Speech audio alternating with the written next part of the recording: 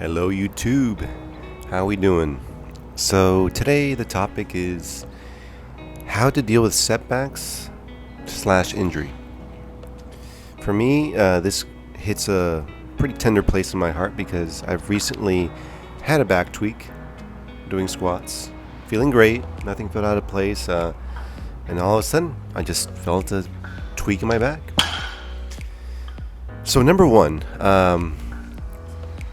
I would suggest for you to start slow and progress slow.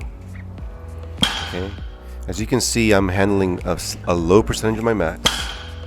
I'm really focusing on my technique and getting it dialed in, making every rep identical. And you see, I take very small jumps. Before, I would have taken 225, 315, 405, 455, and then done working sets with like 465 or something. But as you can see, I'm being very conservative, giving my body time to heal. So that's it. Start slow and progress slow. Number two, have a plan. A timeline, goals, okay? How long am I going to be lifting light for? How am I going to progress to heavier weight? For me, I cut my max in half, and that's the weight I started with on the deadlift. The same thing with the squat. I can squat around 455, cut it in half. Started with 225 right after my injury. And this was after days, maybe even a week of not lifting at all. So, yes, just have a goals timeline for how you're going to get better. Just have a plan. Number three, these are more practical advice. Hydration. All my injuries, I think, are due to dehydration, quite honestly. So I can't stress that enough. Just drink enough water during the day. If you're a guy around my weight, 180 to 190, I would suggest at least a gallon a day, at least. And I fall short of that most of the time, so I have something to work on.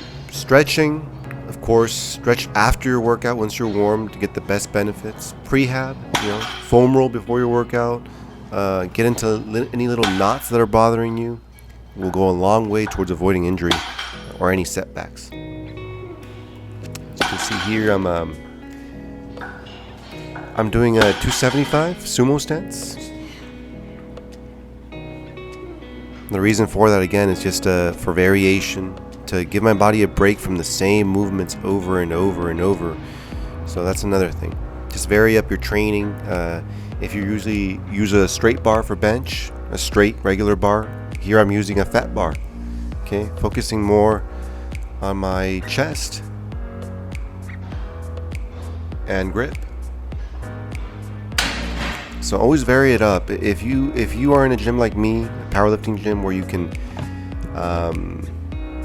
vary your equipment, the bar you're using, please do that. Especially if you don't have a competition, you're not a powerlifter.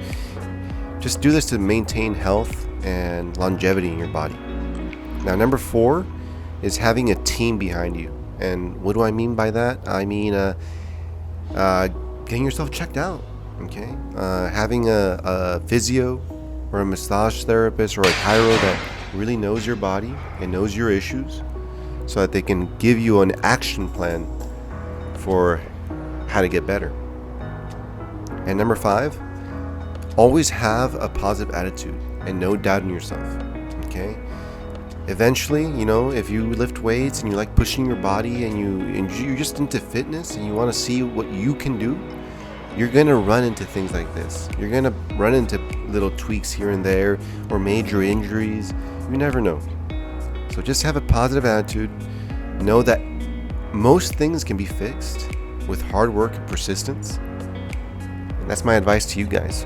Here I am repping out with a fat bar. I think it's around 215, I believe. No, actually it's less. I think it's 205 because the fat bar is a little lighter.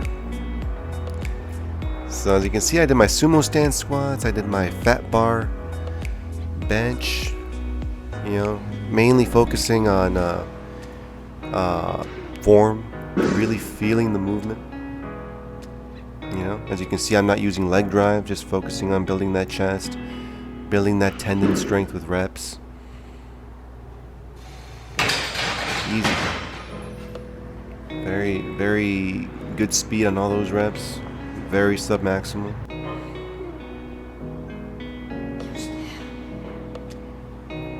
Yeah, so this topic to me is just, very close to my heart because over the past 2 years especially, I've just suffering injury after setback. All of them minor, of course, nothing torn or nothing needing surgery, but all these things could have been prevented if when I first started lifting, I had good habits.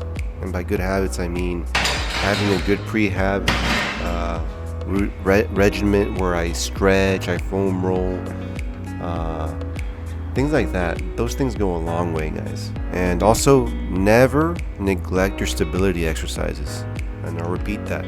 Stability is king in powerlifting. If you have big muscles, it's worth shit if you don't have a good stable core. So always go back to the basics and always do your stability ball workouts, do your bird dogs, do all those things to bring up those little stabilizing muscles. So with this, I'll leave you guys, and please subscribe to the channel, and thank you for listening.